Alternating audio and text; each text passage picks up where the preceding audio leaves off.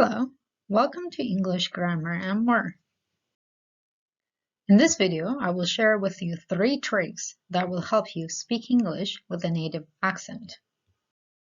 Alright, the first trick is word pronunciation. In order to sound like a native speaker in English, you have to make sure that you pronounce every word clearly and correctly. For this, what I would recommend you is to go to one of online dictionaries such as thefreedictionary.com and type in any word that you're not sure how to pronounce of. Once you type in the word, then you can click on the speaker icon to listen to the correct pronunciation of the word by the native speaker. And as the last step, I would recommend you to repeat the correct pronunciation at least 3 times for your own practice. On the next slide, I will show you how to do this step by step. So as you can see right now, I'm on the website, thefreedictionary.com. And let's say that we want to learn the correct pronunciation of the following word. What we need to do is just type in the word and press the enter button. And what we get here is that the definition of the word, but also we have here 2 speaker icons. As you can see, one of these icons has American flag and the other one has British flag. So that means that if you click on the speaker icon with American flag, then you'll get the pronunciation of the word as it's pronounced in American English. However, if you click on the next icon, then you'll get the pronunciation of the word as it is pronounced in British English.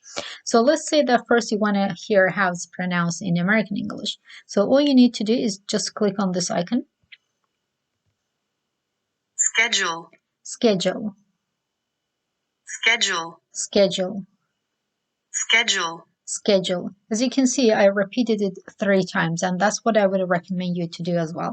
Now let's say that you want to hear how it is pronounced in British English. Again, all you need to do is to click on this icon. Schedule. Schedule. Schedule. Schedule. Schedule. Schedule. Basically, this is the procedure that you need to follow. Alright, the second technique that will help you speak English with a native accent is what I call Speakover Technique. For this technique, you can utilize podcasts, listening exercises, or any audio material you can find on the internet. So first, what you need to do is to find an audio material with a transcript. And then as the second step, you need to listen to the audio while reading the text silently. So this step is very important for you to get familiarized with the correct pronunciation and also intonation of the sentences, and it will come really handy in the application of the next step. So as the last step, what you need to do is to replay the audio and read the text, but this time you need to read it aloud.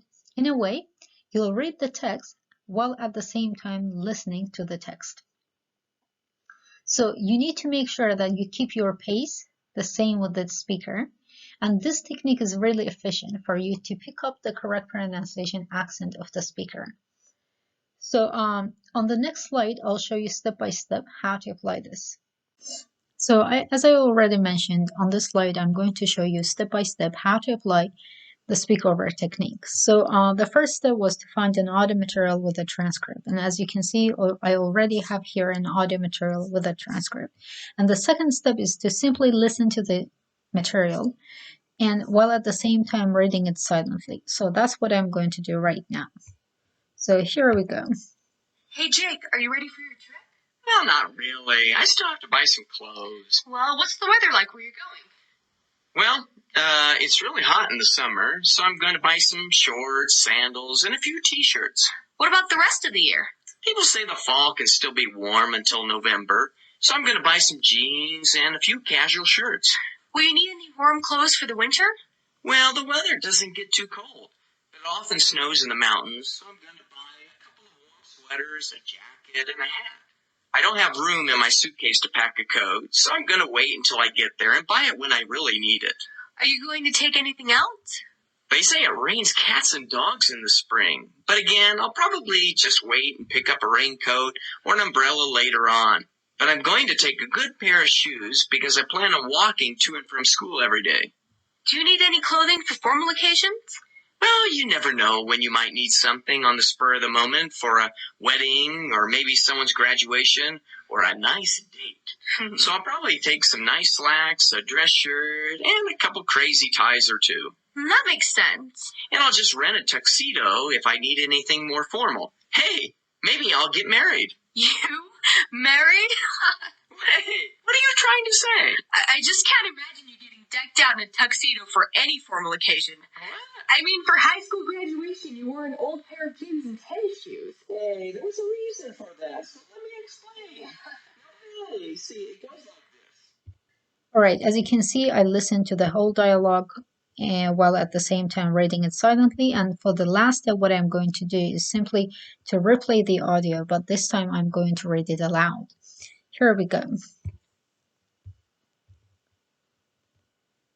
Hey, Hey, Jake, Jake, are you ready for the trip? Well, Well, not not really. really. I still have to buy some clothes. Well, What's the weather like where you're going? Well, It's really hot in the summer, so I'm going to buy some shorts, sandals, and a few t-shirts. What What about about the rest of the year? People People say say the that fall can still Portland be is still warm warm until until November, so I'm going to buy some jeans and a few casual shirts.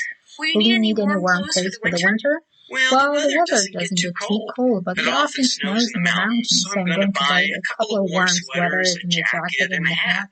I I don't have any room in room my in my suitcase to pack suitcase a to get coat, cold, so I'm going to wait until I get there and buy it when I really need it. Are you Are going you to going take to take anything anything else? else? They say it rains cats and dogs in the spring, but again, I'll probably just wait and pick up a raincoat or an umbrella later on. But I'm going to take a good pair of shoes because I plan on walking to and from school every day.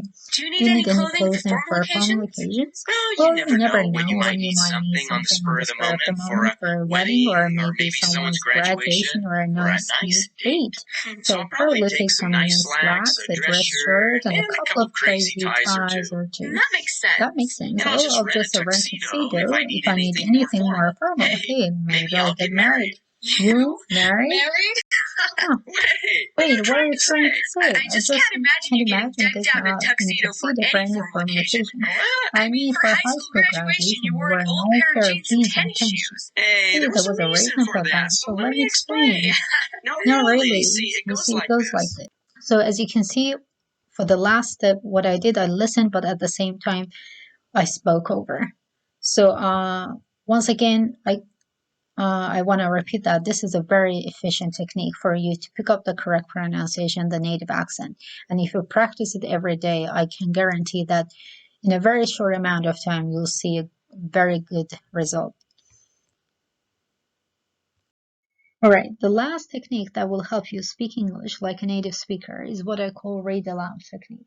For this technique, you can utilize internet, English textbooks, newspapers, journals. Basically, what you need to do is to find the material to read every single day. And when you read the material, try to read it out loud. Once again, I repeat, read the text out loud. Do not read it silently and try to pronounce every word correctly and clearly. And as the last step, what you need to do is to summarize the main points of the text you've read in 4 or 5 sentences. And to make it easier for yourself, you can actually write down those main points on a piece of paper first and then say them out loud. This is a very useful technique that allows you to practice many skills at the same time. It allows you to practice your pronunciation, to increase your vocabulary, to paraphrase, summarize, but at the same time to express your thoughts in full sentences. On the next slide, I'm going to show you step by step how to apply this technique. So as I already mentioned, on this slide, I'm going to show you step by step how to apply a read aloud technique. So we said that the first step is to find the material to read. And as you can see, we already have got a text to read here. So the second step is to simply read the text aloud, and that's what I'm going to do right now. Val's garden. I'm new to the city. I do not know anyone, but an old woman lives next door. Her name is Val. She gives me a big box of vegetables. She grows them in a garden by the sidewalk. There are carrots, tomatoes, beans, and peas. They are the best vegetables I ever ate.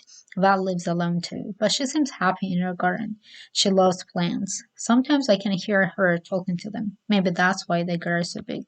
One day, I stop seeing Val in the garden. I see people take many boxes from her home. Weeds grow in her garden. The dirt is dry. The plants look sad. Val must have passed on. So I pull the weeds. I water the garden. I even talk to the plants. Then a family moves next door. They are new to the city. They do not know anyone, and I give them a big box of vegetables from Val's garden. So as you can see, I completed the second step as well. And for the last step, what I'm going to do is to simply put down a few main points I got away from this text, and I'm going to say them out loud.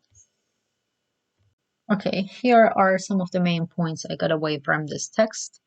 Firstly, we learned that the narrator moves to a new city where she does not know anyone.